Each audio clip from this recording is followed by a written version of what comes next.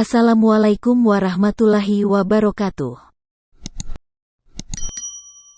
Wahai sahabat beriman yang dirahmati Allah, semua makhluk yang diciptakan Allah Subhanahu wa Ta'ala pasti mengalami kematian. Semua makhluk yang beriman, termasuk hewan, akan mendapat balasan surga. Tetapi tidak semua hewan yang akan dimasukkan ke dalam surga. Hanya ada beberapa yang dijanjikan Allah Subhanahu wa Ta'ala sebagai penghuni surga, sebagaimana disebut dalam kitab Misikatul Anwar karya Imam Al-Ghazali, melalui riwayat Muqatil dan turut dinukil dalam Sirah Badi'uzzaman Said An-Nursi. Dalam kitab tersebut dikatakan khusus roh dari kalangan hewan akan menuju surga bersama jasadnya. Ternyata di antara sejumlah hewan yang dijamin masuk surga, ada salah satu hewan yang diharamkan dalam Islam. Jadi, hewan apa saja yang dijanjikan masuk surga tersebut? Pertama, kambing yang menggantikan Nabi Ismail alaihi salam. Salah satu hewan yang dijanjikan masuk surga oleh Allah Subhanahu wa Ta'ala yaitu kambing jantan pengganti Nabi Ismail saat hendak disembelih oleh ayahnya, Nabi Ibrahim alaihi salam. Allah Subhanahu wa Ta'ala menebus Ismail ketika hendak disembelih sesuai dengan perintah Allah Subhanahu wa Ta'ala kepada Nabi Ibrahim. Kemudian Allah Subhanahu wa Ta'ala menggantinya dengan seekor kambing yang kisahnya tertuang dalam Quran Surah As-Saffat ayat 102-107. Kedua, anak sapi Nabi Ibrahim alaihi salam. Hewan selanjutnya yang pasti masuk surga adalah anak sapi Nabi Ibrahim alaihi salam. Sapi tersebut hendak dihidangkan kepada tamu Nabi Ibrahim, yakni para malaikat yang membawa kabar kelahiran anak bagi Nabi Ibrahim yang bernama Nabi Ishak alaihi salam.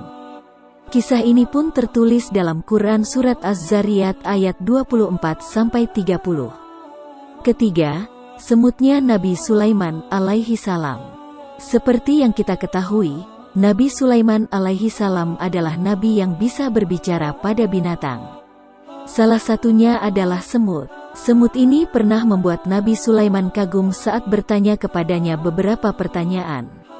Pertanyaan Nabi Sulaiman mengenai rezeki, "Wahai semut, apakah engkau yakin ada makanan cukup untuk kamu?" Semut pun menjawab, "Rizki di tangan Allah. Aku percaya rezeki Allah. Aku yakin di atas batu kering ini, di padang pasir yang tandus ini ada rezeki untukku." Keempat, burung hudhud milik Ratu Balqis. Balqis adalah seorang ratu yang memerintah negeri Saba yang beribu kota di Ma'arif, yang letaknya dekat dengan kota Sama'a di ibu kota Yaman. Nabi Sulaiman alaihi salam memiliki kemampuan untuk berbicara dengan burung hudhud, yakni sejenis burung pelatuk. Burung ini pernah disuruh oleh Nabi Sulaiman untuk menghantarkan surat kepada Ratu Balqis dan mengajaknya agar beriman kepada Allah Subhanahu wa Ta'ala. Kisah ini diceritakan di dalam Al-Quran Surah An-Naml ayat 20-31.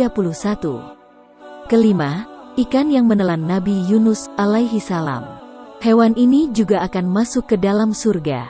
Ikan paus yang menelan Nabi Yunus alaihi salam ketika beliau dilempar ke laut karena kapal yang ditumpanginya kelebihan muatan. Setelah menelannya, lalu Allah memerintahkan paus tersebut untuk memuntahkan kembali Nabi Yunus di daerah yang tandus.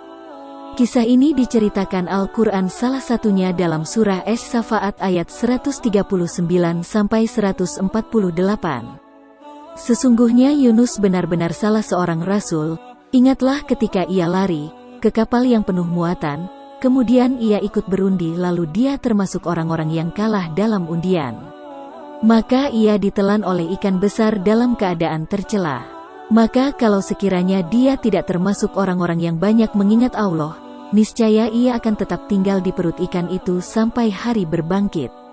Kemudian kami lemparkan dia ke daerah yang tandus, sedang ia dalam keadaan sakit. Dan kami tumbuhkan untuk dia sebatang pohon dari jenis labu. Dan kami utus dia kepada 100.000 orang atau lebih. Lalu mereka beriman, karena itu kami anugerahkan kenikmatan hidup kepada mereka hingga waktu yang tertentu.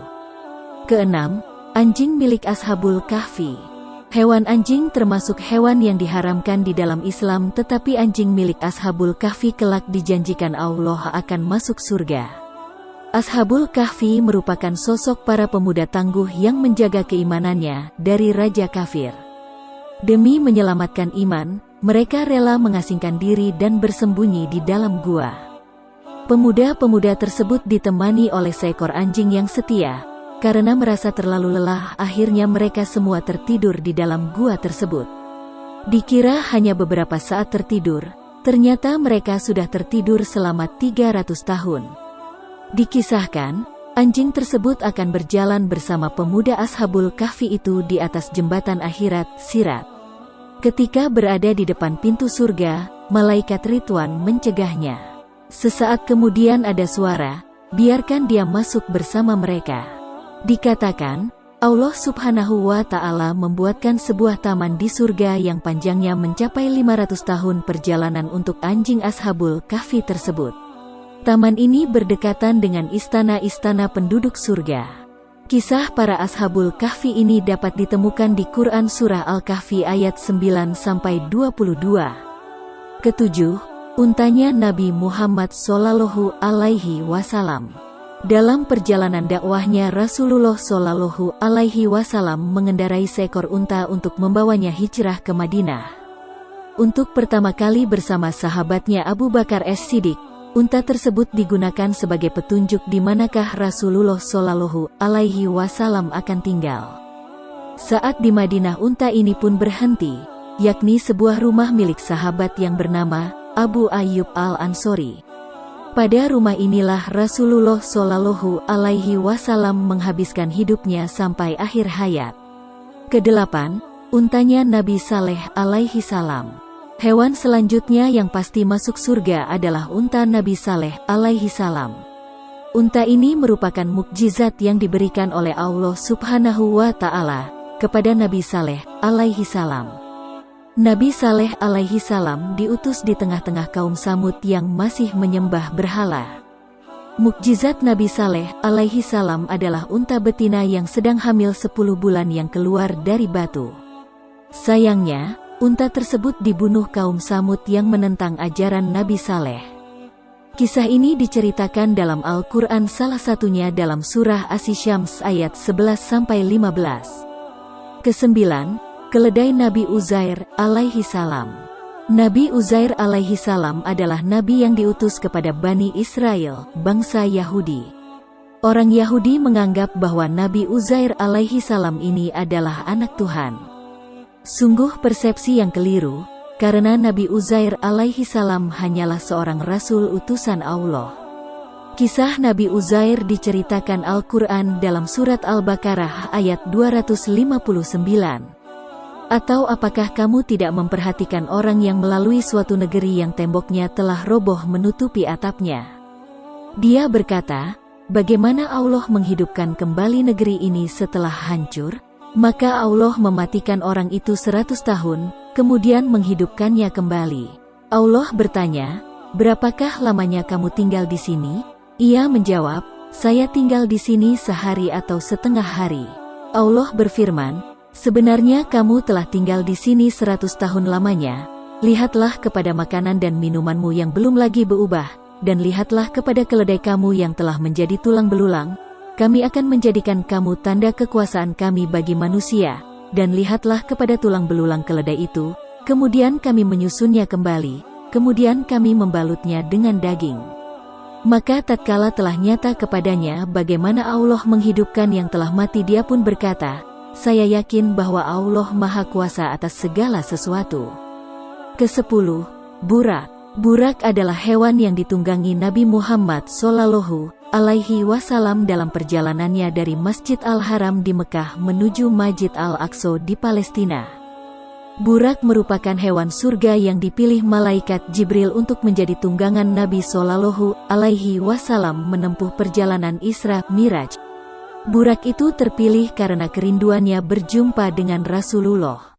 Nama burak sendiri berasal dari kata barku yang berarti kilat, karena ia melaju dengan sangat cepat secepat kilat, sehingga mempersingkat waktu tempuh Rasulullah Shallallahu Alaihi Wasallam dari Masjidil Haram ke Masjidil Aqsa hingga ke Sidratul Muntaha dengan hanya waktu 1 malam.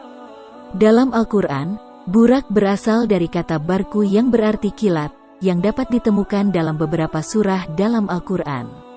Salah satunya dalam surat Al-Baqarah ayat 20. Menurut sejumlah riwayat, burak merupakan hewan seperti kuda, berbulu putih, memiliki sayap di kedua pahanya, ukuran tubuhnya lebih besar dari keledai, namun lebih kecil dari kuda. Kelebihannya, selain berjalan cepat, kaki depannya bisa terangkat saat jalan menurun dan kaki belakang terangkat saat jalan menanjak. Kelak hewan ini akan kembali masuk surga. Demikian hadis riwayat Abu Ya'la dari Ibnu Mas'ud. Wallahu a'lam bishawab.